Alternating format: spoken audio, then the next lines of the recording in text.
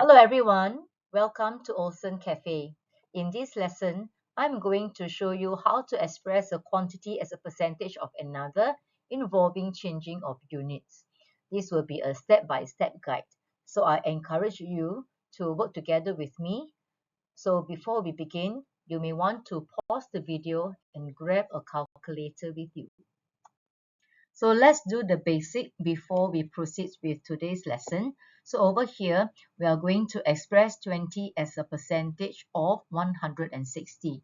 So what we are going to do is we are going to write this as fraction and then convert it into percentage later on. So with this, the first thing that we want to do is to recognize which is the numerator and which is the denominator.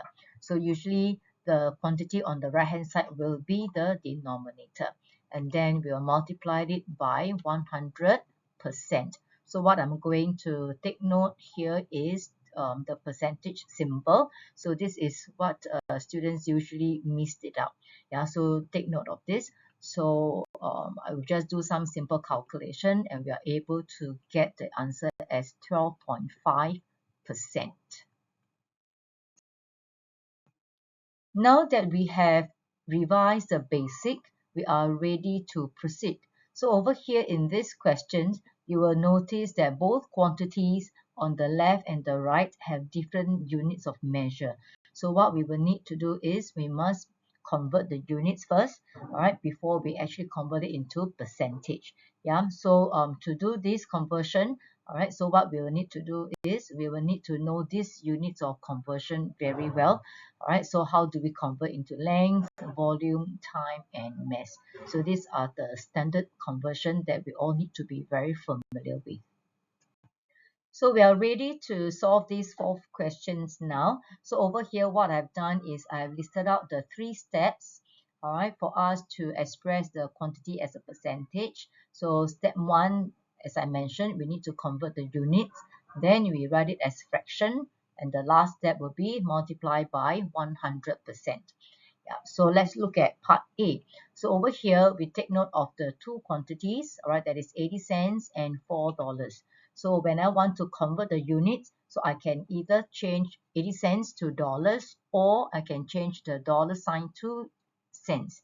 Yeah, so for consistency, what I'm going to do is I'm going to change the units of the right hand side to cents. So in this case, all right, $4 can be rewritten as 400 cents. So I'm going to move on to part 2, step 2, that is to write as fraction. So to do this, I'm able to write it as 80 divided by 400, and then I multiply by 100%. So if you have a calculator with you, you will be able to simplify this and to get the answer as 20%. Yeah, so hope this helped. Now let's continue to practice how to make use of the 3 steps, all right, to do part B. So again, let's take a look at the 2 quantities. So the units here is cm and meters. So again, I'm going to do step 1, that is to convert the units. So I'm going to again change the units on the right to centimeters. So to do this, I know that 1.4 meters, right, after I change, it will get 140 centimeters. So I'm ready to move on to step 2, that is to write it as fraction.